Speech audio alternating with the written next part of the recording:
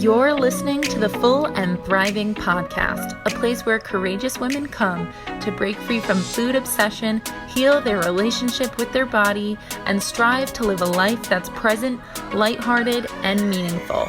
If you're listening, my wish is that this podcast serves as a catalyst that inspires you to nourish your body, nurture your mind, and energize your spirit. I'm your host, Meg McCabe, a certified life coach and eating disorder recovery coach with a PhD in having a good time. Just kidding about that last part. Anyway, thank you so much for listening and enjoy the show. Hello, everyone. Welcome to the next episode of the Full and Thriving Podcast. I am beyond thrilled and excited to have my next guest on the show. Her name is Cara Harbstreet. She is a non-diet dietitian, and I am just thrilled to have you on the show, Cara. Cara, welcome. Hello, and yes, thanks so much for having me. I am so excited to sit down and chat with you tonight. Yay! Yes, it has been a long time coming. For those of you listening, I've been following Cara for a while on Instagram. We actually met through Medium over a year ago, and it was kind of fun to find another writer out there who was talking about some of the topics I like to write about myself. So, Cara, it's been a lot. I've had you on my mind to be a guest for a while, so it's so nice to have you here. Yeah, I'm looking forward to it. And like you said, there's some really natural overlap between the work that we do, even though we do kind of exist in different spheres. So yeah, I'm excited to get into some good conversation. Cool. Yeah. So to begin, could you tell those listening a little bit about your background, what you do, and eventually how you became the professional you are today? Sure. Yeah. So like you said, I am a dietitian. I'm based in Kansas City, so pretty much born and raised in the Midwest. And my education to become a registered dietitian was very traditional. And I say traditional in the sense that it was in that very weight normative, weight centric type of space where, I was basically, educated and trained to look at weight loss as the ultimate solution. So, that really shaped my beliefs and my thoughts around health and well-being in the beginning. And I graduated from my program as this newly minted dietitian, ready to go out there and tackle the world and fight the battle against quote unquote obesity. And, I started in pretty traditional dietetics roles. So you can typically find dietitians in clinical settings, either inpatient or outpatient in hospitals, things like food service on campuses or in healthcare facilities, and then out in the community. And I never really envisioned that I would work in anything other than one of those spaces. So I started doing some corporate wellness work. I worked for a grocery retailer for a while, doing some wellness programming, and eventually ended up at an outpatient clinic for the pediatric hospital here in Kansas City in the endocrinology department. And around that time was when I really started to back away from the type of nutrition counseling that I had been doing up until that point, which, like I described, was very much rooted around weight loss. And I was learning a lot from other dietitians and kind of taking on my own self-learning journey for intuitive eating. And it's so funny that this is where I ended up, because I actually had my original copy of the intuitive eating book from, the 90s when it first came out. And I had somehow picked up this copy at some point, either in my undergrad or between, starting my first job. And it's like I brushed it off at first. I didn't even read it. I maybe thumbed through it, glanced at it, and it sort of lingered on the shelf. But through connecting with other dietitians and just starting to challenge my own beliefs, I really came around to the idea. And one of the main reasons was because I was seeing the frustration with the clients that I was working with. I started just questioning a little bit more, realizing that, the status quo of what I had been taught and what I had learned up until then just really wasn't, doing any favors. So I had also around the same time started up a bit of a side hustle, if you will. So my progression to becoming self-employed and forming my brand and my own small business was, I started out with social media as sort of this creative outlet From that, it progressed into food blogging and having that online outlet to share, delicious recipes and, opinions and other things that I was thinking about, because I'd always loved writing. And like you mentioned, that came through with my work on Medium. And then eventually realizing like, oh, this could become a fully fledged thing. I just need to give it the time and that it needs to grow into something, that can support me in my lifestyle. So that's sort of the quick and dirty version of how I got to be where I am now, which is essentially working in media and communications under a private practice. So Street Smart Nutrition is my brand. Private practice as far as nutrition counseling was a piece of it for a while, but my biggest mission now is to connect with larger audiences to share that non-diet message. That is amazing. And I love to hear that journey. I think it is something I hope more dietitians can kind of see the light to, is it doesn't always have to be about weight loss, and your skills in nutrition can be applied toward an intuitive eating and non-diet approach, which I'm sure everyone listening is very excited to hear more about. What I'm also curious, though, is did your journey from traditional training towards that approach reflect your personal journey at all? Like, did you have any struggles with dieting yourself or disordered eating in the past? Yeah, I think, I'm not unique by any means in how I came to be interested in nutrition to begin with. What really brought me to it, alongside some of my own personal dealings with, body image issues and challenges around that, was also sports nutrition. So I was always an athlete. I played volleyball and ran track in high school, and then was fortunate enough to compete at the next level as a high jumper in college. And it was not really until I got to that level that I had any sort of awareness about my body. I didn't have the body checking behaviors or this feeling of being scrutinized or this pressure to look a certain way until, being on this bigger stage and realizing, there's a lot of other athletes here. Those comparisons started creeping in, little offhand comments from coaching staff, and really just my own self-criticism. I think it really came to a head at that point. And then simultaneously, I'd gotten interested in food and nutrition from that sports nutrition perspective. But I had also taken a class about world food and agriculture, which introduced me to a lot of different food cultures and how, food systems worked around the world. And I was so interested in it and realized like, oh, hey, like this is a career. Like people take their interest in food and it actually becomes something. Up until then, I had no idea that registered dietitians even existed. So it was around that time. My advisor was like, okay, you got to pick a major. You're never going to graduate. And so it was really interesting too, because the curriculum, once I declared that major, was what introduced some of the disordered behaviors that I started to really latch onto. So like I said, up until that point, I had never really had a challenge around food, but it was through certain assignments or projects that I basically learned dieting behaviors that I took a little too far. So like MyFitnessPal is a prime example. I had never even had that app downloaded to my phone. I didn't even know what it was until one of our projects required us to do a diet history and basically assess it and critique it. So, that's just one example too of how, like you said, in the future, I think we really have to take a hard look at not only how dietitians are practicing, but also how we're trained, because that's the catalyst for a lot of really harmful things that come out of it.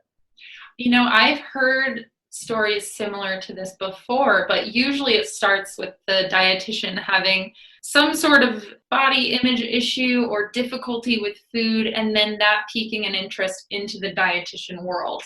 But it sounds like you just loved food and you wanted to celebrate food and learn more about the culture behind food and probably all the other wonderful things. And then the dietitian school actually caused the troubles, which didn't sound overwhelming, but it sounds like you did pick up a few behaviors based on that experience in class and those assignments. Yeah, I mean, you pretty much nailed it. And, I disclose openly and often that I live in a straight sized body. I hold a lot of unearned thin privilege just through genetics and everything else that contributes to body size. And so, yeah, I mean, at this point, my body size or my relationship with food, no matter what it's been, has not really been affected or impacted by that. But yeah, I mean, the outcomes of what I've experienced, I think are certainly not something to center in a conversation around that, because at the end of the day, my relationship with food is not at all unique, or, the journey that I've been on. And, that thin privilege is a really big piece of that. Yeah. And I acknowledge the same thing. I've always been in a straight size body as well. It has privilege behind it, which, oh man, it can be challenging to feel like your struggles are valid when you do live in a straight size body, but it can be also difficult, and you can have an eating disorder in any size body and struggle with food in any size body that you live in. Yeah. And I think noticing that, what you just said, that disordered eating and eating disorders don't discriminate based on body size, those behaviors were showing up in the clients I was working with. And again, in all body sizes and all types of backgrounds and experiences. And that was one of the main things that really forced me to look it straight in the eye and recognize that I was using a very cookie cutter type approach based on my limited experience up to that point and this traditional education that I came out of. And I started to realize, like, I'm really not helping. I got into this profession because of what you just said. I'm really passionate about food. I think it is endlessly exciting and interesting, and I wanted to help other people discover that too. But my training was really limiting in the fact that, I didn't have the tools or the words to articulate that in a way that was not inducing really disordered thoughts and behaviors in the people that I was working with. So it's like a super cringy moment to look back and think about it. And, even that like cringe inducing feeling, I think is like cliched at this point, because so many of us have probably felt it, but that's really what it is. Like looking back and recognizing that I wasn't helping, I was really part of the problem at that point. Wow. So can you recall any aha moments that you had in particular, maybe in a session or just throughout your growth process, that kind of brought you to a realization of that you weren't really helping people? So I don't know if there was one specific like light bulb moment that came off. I think it was more of this gradual evolution, and I credit that perspective in coming from, that break that I described. So when I got into that inpatient position, I was working with kids with type 1 diabetes, and that was a unique setting compared to everywhere I'd worked up till that point, because it was so specific. I mean, we had families who were coming in hours after being diagnosed. These kids had not yet started on insulin and they were critically ill. I mean, we're talking in the ICU, and then, that process of learning how to manage, how to dose insulin, how to, count carbs, all the rest. It was so specific that it gave me a break in my professional work that I could kind of run on autopilot there. And then, I'd separate myself from that to be able to say, okay, if I take a step back and look at the bigger picture, where am I falling short? Like, what gaps need to be filled in these other areas? It was about a year-long process that I remember actively digging into it and just gobbling up, webinars and in-person sessions when I had the opportunity to be at a conference. And, I was part of a mastermind group with some other dietitians where we held each other really accountable for this. And it was during that time that I feel like I really started to connect the dots and recognize, like, okay, I've assessed where I'm at, like I've had a chance to reflect on it and make a path forward and kind of understand, okay, how do I move forward now that I know that I don't want to be part of the problem?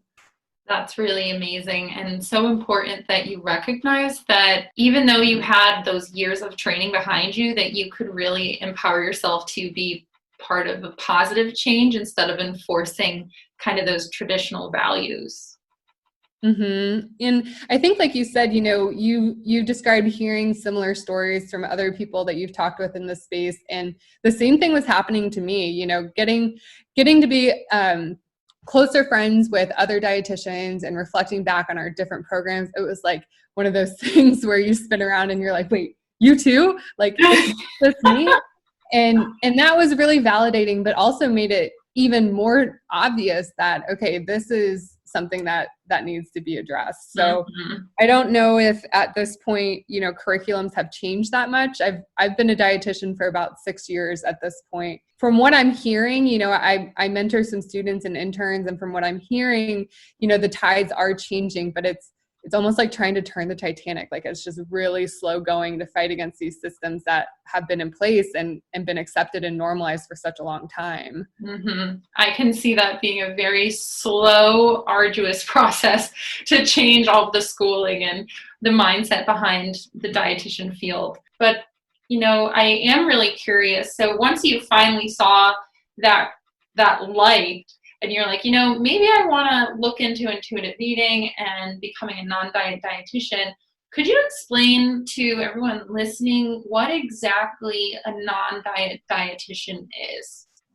Good question. It's tough to answer, I'll be honest. Because, it's like some of those other words that have no clear definition. It's like, what does the word natural mean to you? And you get 50 answers from 50 people. But for me, and I can really only speak for myself here, I use the term non-diet dietitian because it's hopefully implying that I am against this diet culture, this collective culture that we live in, and not against individual people. So there was a time when I used anti-diet, intuitive eating dietitian, which is a phrase that most people outside of this world don't recognize.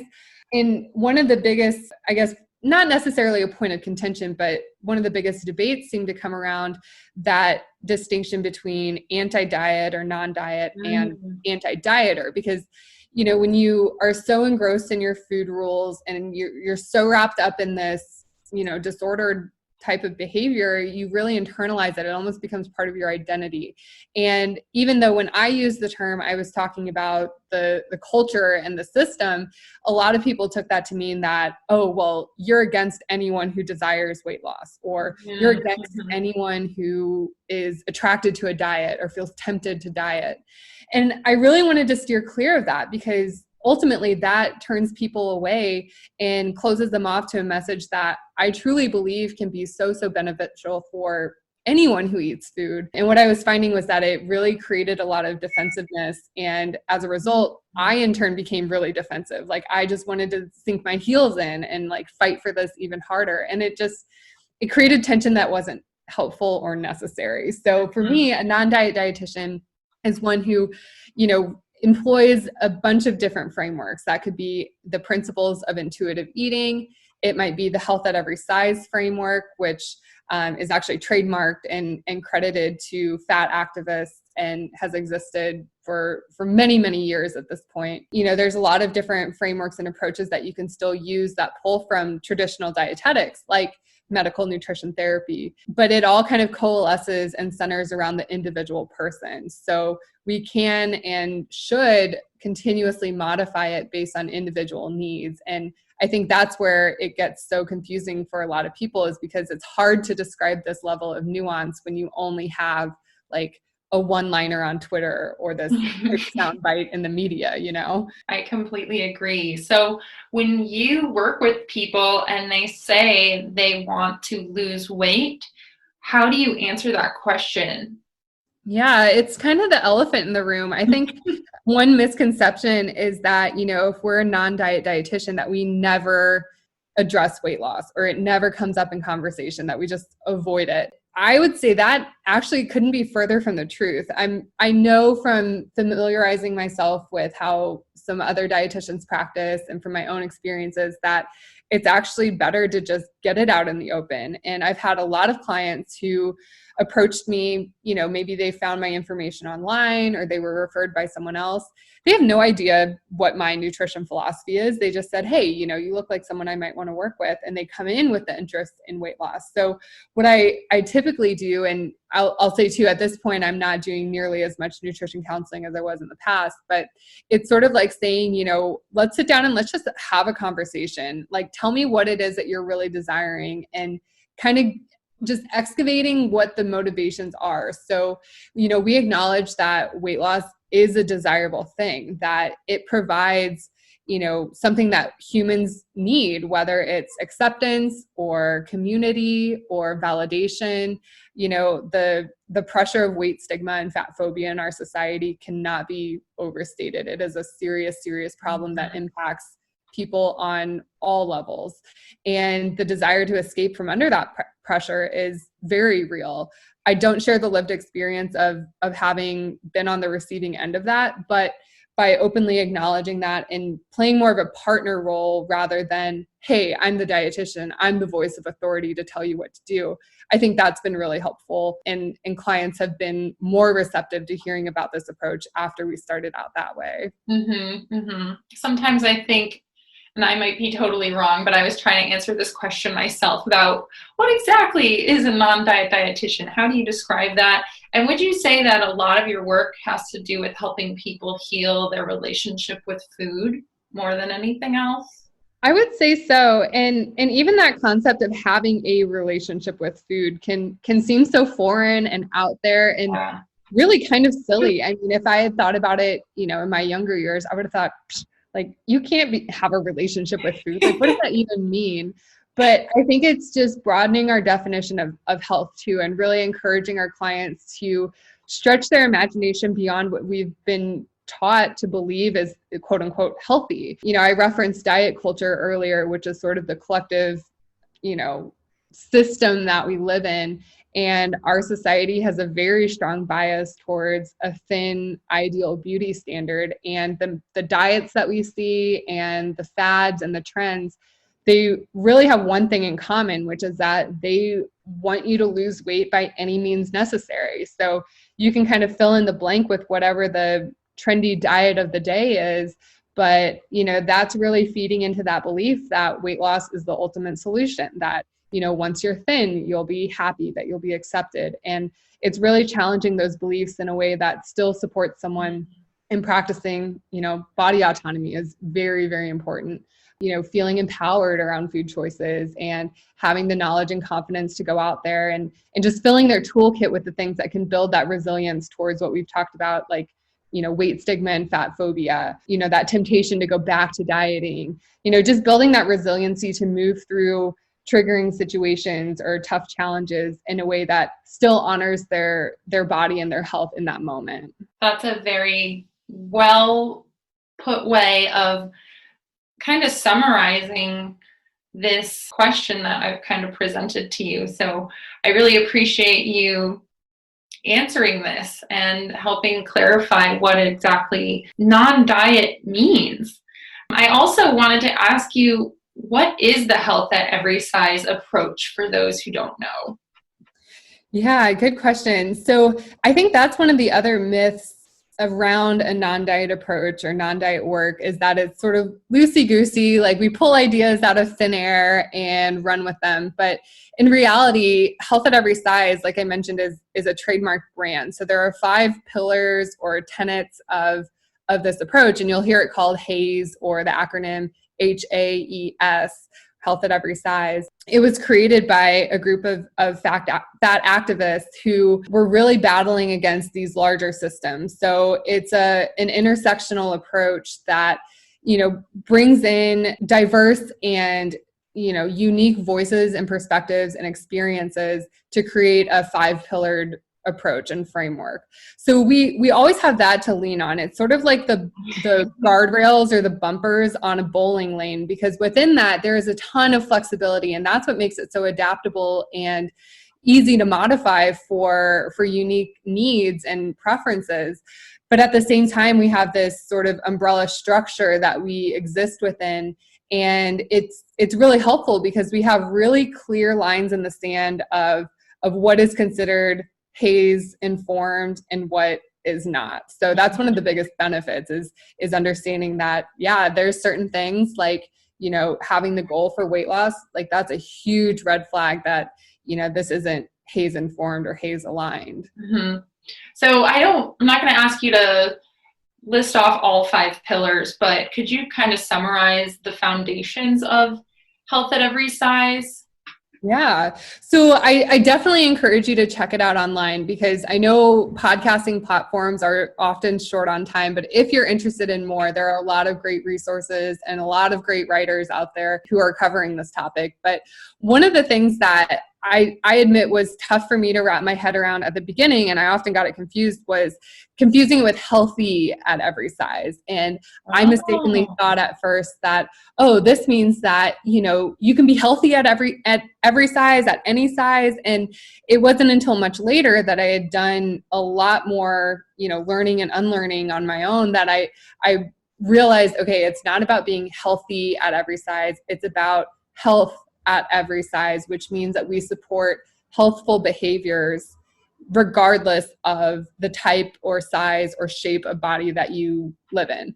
So I can give a more concrete example of that, which is around life-enhancing movement. That's one of the tenets that I personally really love, because like I mentioned, I was an athlete in the past, and I still love to move my body in lots of different ways. But if we were going to apply that health at every size framework to something like movement and exercise or physical activity, or, fill in the blank with any term that isn't potentially triggering to you. And it's like saying, regardless of body shape or size, you have the choice in engaging in life-enhancing movement. So under diet culture, that might look like you head to the gym and you hop on a cardio machine for X number of minutes, X number of times per week. Under this model, we're asking questions like, do you enjoy this type of movement? How do you feel in your body before, during, and after? Is it providing something that you want or need for your lifestyle? And if not, if the answer to those things is no, what can we do to find an alternative or present you with more options so that you feel empowered enough to make a choice?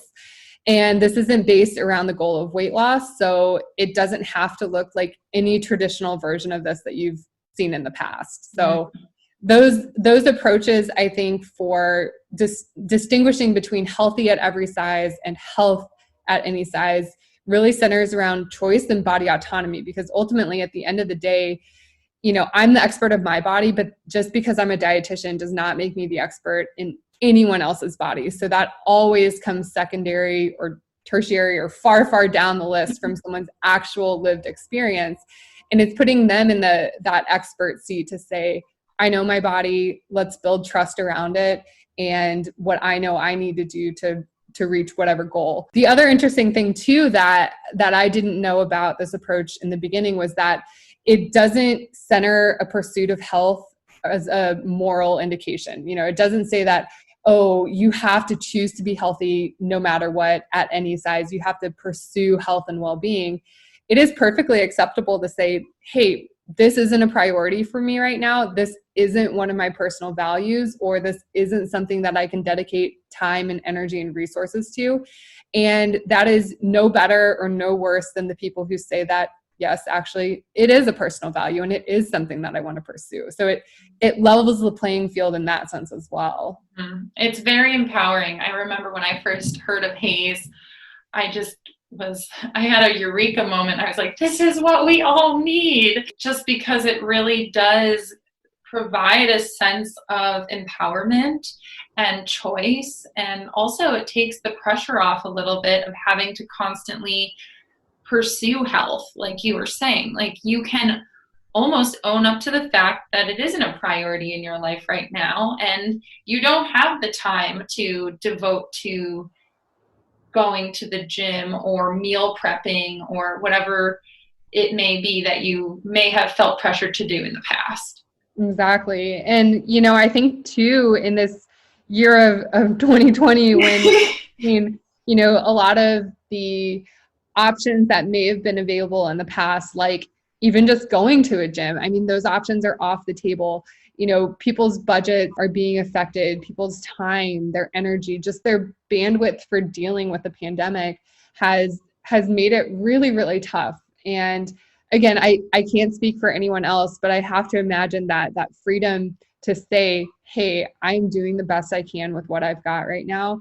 If this doesn't mean that I lose weight in the process, or that my lifestyle looks different than it used to be, that my body is changing, and I can accept that for what it is or what I need it to be right now. I think that is one of the things that, again, makes me want to dig my heels in even more and advocate for this approach, because we've seen how harmful it can be when we put that pressure on people to say, hey, I know you got a lot going on, but this is really important and you should be doing it. I think the Hayes approach acknowledges mental health, which I personally love.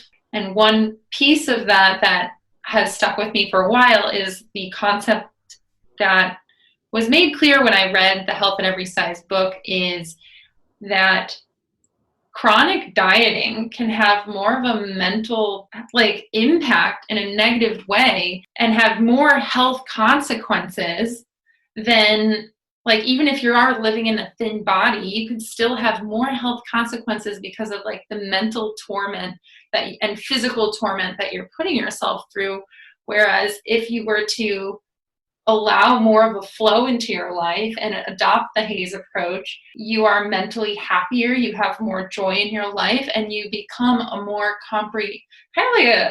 a healthier person overall. I would agree. Yeah. Again, I can only speak for myself, but I know that my level of anxiety around food really went up around the time that I was struggling with my own troubles, but then also drastically went down when I loosened up around those food rules. So even something as simple as, again, we can't do this right now, but going to a restaurant, when I was engrossed in these disordered thoughts and behaviors around food, it was a really challenging thing to, let's say, go to a restaurant that didn't post their menu online. I was taking time to look it up ahead of time, try to estimate or guess the nutrition in certain dishes, or plan my order ahead of time instead of asking the questions that really mattered, which is how hungry do I feel right now? What do I think would be enjoyable? What do I think would be satisfying? Is this something that I want to eat? And I think even just that reframing around, how do I want to spend my time and energy can, again, be really empowering and offer more choice and more options. And the flip side of that too, that goes right along with it, is non-judgment around whatever that choice ultimately is. So in the past, again, I was dealing with a lot of shame around food choices, a lot of guilt, or trying to compensate through exercise or other really harmful behaviors. And again, when you remove that judgment, or you can view it with more neutrality, then all of a sudden I felt a lot of that dissipate as well. And that was a really good feeling. Absolutely. I think removing the judgment of food can transform the way you feel around food, and the way you feel after eating food, and the way you approach ordering at a restaurant. I mean, I feel like it's we all have had those moments where those food rules have dominated our minds, as opposed to us just asking ourselves, how do I feel right now? What would I want? What would I enjoy? And I think it's really helpful that people can lean back on a new ideology to move forward. Yeah, I think that's the toughest part of it at times too, is recognizing that you're taking pretty much everything you've ever learned or heard or been exposed to and saying, wait a second, this is pretty much the exact opposite. If you've always, eaten by food rules, or had this outside source dictating what you can and can't do, if you've always stuck to a meal plan and had these rigid rules around what's allowable and what's not, then it can feel terrifying to open the gates and just say, hey, here's a free-for-all. What do you feel like having? And I think, again, that's one of the things that I really focused on with clients, was saying, I understand that this feels scary. Let's talk about it. What are your fears around this? Or what do you fear may happen if you go all in? And if someone was willing to tackle that, it's okay, hey, I'm right here with you. But if someone's not, it's okay, think of this as a menu of options. What do you want to start with? And we don't have to just fling you off the cliff and tell you to learn to fly on your way down. Mm-hmm. It's really more about, these gradual changes and introducing these small things and building up that muscle, so to speak, of that resiliency that I mentioned earlier. Mm-hmm. Mm-hmm. Yes, I always do feel like every small change you can make does build up a little recovery muscle, like if you can break one food rule one time, it helps strengthen that muscle. And with repetition, it just can get to the point where it was no longer a fear. Yeah, I think about that really, really clearly with one of my hangups around food was fast food and, going to a fast food drive-through, ordering food, eating it alone in my car or where no one else would see me. And that was like one of the things that I really had to push through. And it took a while, but then there were other things that came more easily, like saying, okay, I'm going to eat at a different time of day based on my hunger, not when it's a mealtime. So I think, offering that reminder that this process looks different and certain things can evolve at different paces. Some of this might feel pretty neutral from the beginning, or there may be food rules that you can let go of more easily. And then there's others that just linger and linger, or you feel like you're regressing or reverting back to something. And that doesn't mean that you're failing or doing it wrong. It just indicates like, hey, this is another opportunity to learn, to get curious, and to really ask those questions like, why am I still doing it? I'm getting something out of it. Let's find out what that is. And if that can be replaced with something else. I think too a lot about hunger and fullness and satisfaction and being so afraid of overeating. So, feeling like there was binge eating coming on, or that there was potential to just eat way, way past the point of physical fullness, and trying to approach that with neutrality, and even just saying like, okay, I sense how my body feels right now. I understand it better. And now I know what it really feels like to be a 9 or a 10 on the fullness scale. So now next time I can take that, sort of build that body wisdom and say, okay, do I want to experience that again? Yes or no? And now that I understand the consequences, is that something I choose to do? And again, with non-judgment wrapped in all of this, it's like, hey, if that is the choice that I make in the moment, no harm, no foul. Like tomorrow's a new day. My body still deserves to be nourished and cared for, even if that does happen. Absolutely. I think that the hunger and fullness scale is a tool that can be so useful in learning. I have a lot of clients who are afraid of overeating. They're really afraid of letting go of an ounce of control, because if they do, they're going to kind of revert into survival mode and kind of experience a binge. So I love how you just noted the importance of a non-judgment there. It's like, even if you do end up experiencing a binge, you might as well not judge yourself for that moment. You can say with compassion, I am learning and healing my relationship with food. And, now that I know what that feels like and that discomfort that I probably didn't like, I can relearn, use my body wisdom to learn, what it feels like to be full and satisfied. I know from my experience, that's exactly what happened. It was like, I actually did binge a few times because I had bulimia. So for me, it was like, I would have these mini binges, and then I would feel sick and whatever. And I had to learn by getting in touch with my body wisdom that the more I fed myself, the less likely I was to binge. So it's definitely a learning process. Oh, totally. Yeah. And I think visuals, at least for me, I'm kind of a combination learner where having those things simultaneously helps new information really sink in. And I'm also, I think, just kind of wired that way. I'm like, okay, show me the data, show me the proof. So visuals like that, are helpful. And for me, especially around that kind of chaotic, out of control feeling that may result from a binge, or, just feeling like, oh, I'm so out of control. Like I can't get a handle on this. I can't get it back under control, was to think of a pendulum. And with restriction, that's what I was noticing was, coming ahead of that trigger or that temptation to really, dig into what I wasn't letting myself have. And so I was picturing like a pendulum. And if you pull it all the way to one side, and this is the restrictive phase where, you're following the food rules, you're doing everything right, you feel that perfectionism and you feel like you're doing it really, really well.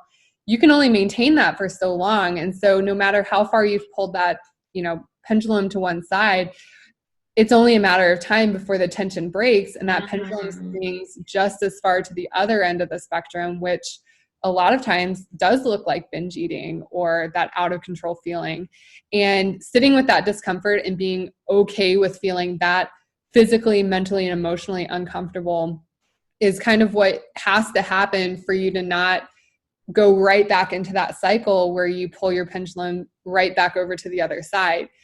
Eventually, and again, this is so much easier said than done. It is massively uncomfortable to do this in the moment, but in time, with some trust and some patience in the process and just belief that you can move through that, is that your pendulum sort of settles in the middle. There might be days or certain meals where you still eat past physical fullness, but you no longer are returning to that same level of restriction and deprivation that set off that wild swinging in the first place. I absolutely love that comparison, that visual of the pendulum, because it's so true. You're just swinging from one extreme to the next. And in order to kind of save yourself from that awful cycle, you need to commit to being well fed when you can be, and feed yourself regularly and not skip those meals or severely restrict or binge and then feel like you need to compensate for it. So I really loved that pendulum comparison. So thank you for sharing that. Yeah, I think too, just like you said, that regular nourishment and energy that you get from going, not necessarily, I guess, all in. I don't know if that's the best way to describe it, but that reminder was helpful for me that, okay, I still deserve to eat. My body still needs me to take care of it, even after quote unquote overeating or feeling out of control. And I think with that too, it's just, something that happens with time. We didn't fall into these disordered behaviors or these harmful beliefs around wellness or nutrition overnight. So it takes a lot of time and a lot of really conscious effort to break ourselves of these things that we've, just grown to believe because of what diet culture has drilled into us. Yeah, I think with the pendulum example, it's like that moment where, okay, you're swinging back and forth on the pendulum, and that moment you say, okay, instead of restricting today, I'm just going to eat breakfast first and see how that goes, instead of trying to restrict all day. That's a really uncomfortable moment, right? It's like there's all these urges to restrict, but taking that step to respecting your body and respecting the process of healing your relationship with food. It's like having that meal is one step in the right direction when it comes to finding that middle zone of the pendulum. And then when I think of this pendulum, I love this concept, Cara. When you think of the pendulum, when you are kind of in the middle and you've stopped those huge swings, then it really becomes intuitive, like you're not really swinging, but you're saying, okay, I've had maybe a lot more fast food or convenient quick foods that aren't necessarily fresh or what I would prefer this week because I've been on vacation. And now my body is naturally craving those healthy or fresh veggies and greens and things like that. And it becomes more of a balanced middle ground, which I love. Yeah. And I think too about, when you're in that middle zone and yeah, you've got some fluctuations, but you're not swinging to these far extremes anymore. I think that's what builds that resiliency, and it really shields you against what diet culture is trying to sell you, because let's think about it. I mean, you're maybe the most vulnerable to new diets or, these stories that sound too good to be true. And you're grasping for anything that promises a way out of this discomfort that you're feeling. And that's one of my biggest bones to pick with diet culture is the way that it does prey upon that vulnerability. It knows that weakness inside of us, and it knows exactly what we want to hear to feel like, okay, this time it'll work for me. So when we feel those temptations to go back to dieting, again, that's why I distinguish between being non-diet or anti-diet, not anti-dieter. My issue is the way that this, huge industry that profits off of our discomfort and shame and guilt around eating.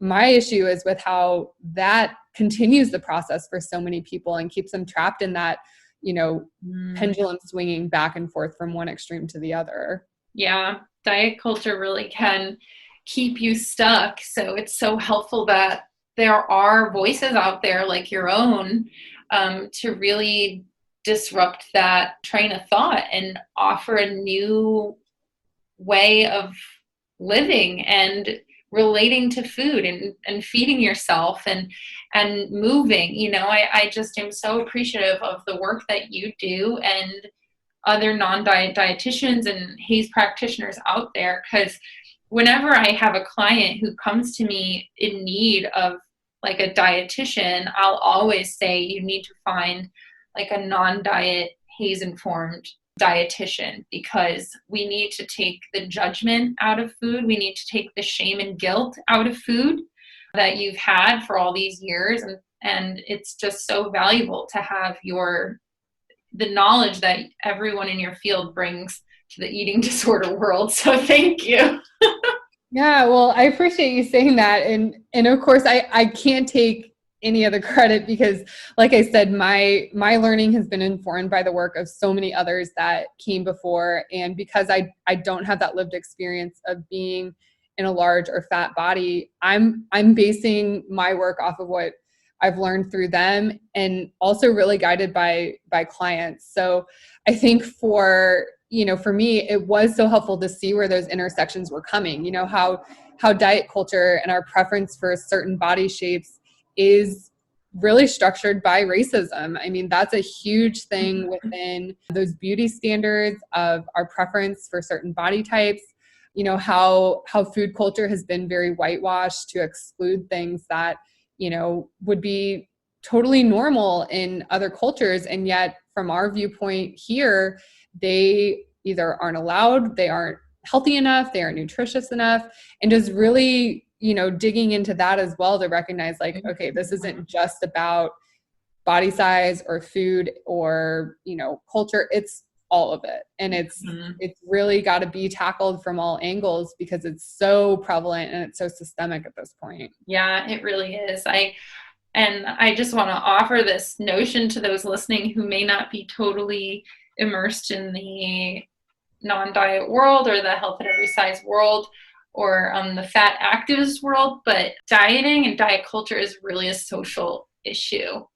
And it is rooted in racism and sizeism and so many terrible things that I'm sure you do not want to be associated with, So I don't know if you have anything to add to my comment, but I think it's so important that people educate themselves on the roots of dieting as well. Yeah, I think, it's like the misconception that eating disorders are a food issue, and it's not. It's so much more than that. And recognizing it for what it is one of the first things that needs to happen to face it head on. And I think, maybe one parallel that could be drawn is just like you said, dieting and this weight centric or weight normative culture that we live in isn't a health and wellness problem. It really is the culmination of these social structures that we've lived with and have essentially built to benefit whiteness. I mean, there's a reason why there's a hierarchy in our mind of certain body types that are deemed preferable or healthy or worthy. And that's super messed up. And I think it's really hard to address that because, it's so normalized that going against that really puts you at odds with what so many other people are doing. And that in and of itself can be really uncomfortable. The empowering thought to have is that I'm going to take it to a different level, I think, but if you can heal your eating disorder and you can heal your relationship with food and let go of dieting, you are part of the progress of like where the world needs to be as far as acknowledging how systematically problematic diet culture is. So I hope that motivates those who are listening to really look into changing. You know, we have to examine our motivations, and sometimes some people who I work with, their sense of feminism is what pulls them towards recovery, or social activism helps pull them toward recovery. So think about what you value and how you want to contribute to the world, and recognize that when you let go of your eating disorder, you're also supporting a much better ideal of like where the world can be. Oh yes. And that's so powerful to think about. I mean, I'm not a parent myself, so I can't relate to this, but I've had clients who shared that, you know, they grew up experiencing their mother's attempts at dieting, or their whole family was enrolled at Weight Watchers, and that's like a thing they did. They all went to meetings together, and they recognize the trickle down effects of that, and they say, you know, I want to break this cycle because I don't want my daughter to grow up experiencing that. Or, you know, like you said, just thinking about what it is that you value and how you really want to move through the world. I think it's a more authentic way to live and a really liberating way to live, because when your mind is not preoccupied and fixated on, you know, counting every gram or entering everything into an app on your phone, I mean, you're just so much more engaged and able to focus on other issues that are important to you and can make a huge difference. So I don't know if that's, you know, motivating to anybody else, but at least for me, it was kind of a vision of how I could like step outside of myself. And, you know, selfishly, it was one of the ways to feel more significant, because I truly believe that is one of the intrinsic human needs that a lot of us have, is wanting to feel like we're part of something bigger than just us as an individual with like our little minuscule problems in the larger world. I couldn't agree more. I think that you are so right in saying that. And it is nice to look at the big picture, and it's really useful to do so when it comes to breaking free from diet culture. Yeah. And I think diet culture is sort of this, you know, abstract, like hard to define thing, kind of like even just before when we were trying to describe or define a non-diet dietitian. But for anyone listening, like I just kind of encourage you to start looking for it. And I think, you know, you may be surprised, like the weird little places that it shows up, and it's just so like woven into the fabric of what we hear, what we see, what we're taught, that yeah, it's almost like mixing paint colors, right? Like when we have yellow and blue paint, they kind of exist separately, and you're not really aware of anything in between. But then you mix them and you get green, and you're like, oh my gosh, I can't unmix it. Once you see diet culture, like I can't unsee it. Like it's there and it's blatant and it is harmful. Like we got to do something about it. Yes, actually, one thing I've done, and I'll encourage people to do this, and it's fascinating and eye-opening, is to track on your phone the instances of fat phobia you witness either in the world or toward yourself if you're living in a larger body. It's like track those things for, well, if you're living in a larger body, it's probably much more obvious to you, the fat phobia in the world. So this might actually more apply to those living in a thinner body, is track those instances where you hear a fat joke, or you see people posing with trying to get the skinny arm in photos, or telling you that black is the slimming color to wear. Like just take a week to like track those things, and you will be mind blown how quickly that list explodes in your notes. It's like, and that'll help you recognize how we are literally living in this world where we're so immersed in that mentality. Yes, I agree. And yeah, at the same time, I think seeing those alternatives. So another thing that I often recommend is going through, especially on social media, just the people that you're following and frequently engaging with, and kind of just doing a quick audit, like seeing how diverse are the body shapes and sizes that I'm seeing. Is it truly inclusive of bodies of different colors, different abilities, different ages, different, you know, gender identities and all the rest? And I think turning to those stories in really hearing and believing and trusting that those things happen and are real. Again, I live with a ton of thin privilege. So for me, it's not my role to say whether fat phobia does or doesn't exist. It's my role to listen and believe and know when to come out of that conversation, because those are the voices that we really should be listening to. Mm-hmm. Absolutely. Well, Cara, it has been an absolute joy to have you on the show. I know that everyone listening probably learned a bunch from you today, and you are really such a light in the non-diet space and even in the recovery space. I'm sure that those listening are so appreciative of everything you've brought into their life today. So thank you so much for joining me. Yes, thank you so much for having me. I knew we would end up with a great conversation, and this did not disappoint. I'm so glad we got to do it. Oh, that's so good. I feel the same exact way. And before I let you go, is there anywhere specific that people listening can find you online? Of course, yes. So I mentioned social media because I probably spend an unreasonable amount of time there. But on Instagram, Twitter, TikTok, all the rest, I am at Street Smart RD. And then my website is just my brand name, so streetsmartnutrition.com. And I've actually got an intuitive eating workbook out there for anyone who's interested in digging in and really getting to the nitty-gritty fun stuff, if you will. That is amazing. Yes, you are just literally a powerhouse. Sometimes I follow you on pretty much every platform. I'm like, how does she do it? It's so impressive. Well, I will tell you, one of the secrets is that I currently live alone. It's amazing how much time you gain when you know, like I said, I don't have kids. I have a partner, but we don't live together. And you can actually get quite a bit done when all you have to worry about is your own self and your own space. So that is a privilege and a luxury that I'm fortunate to have right now. And that's part of the reason why I feel like I can do as much as I do. Well, that's good to know. So those of you who want to build a social media platform. The secret, just go live by yourself. Yeah. All right. Well, Cara, I really, again, couldn't thank you enough. And I hope you have a wonderful evening. Thank you. You too.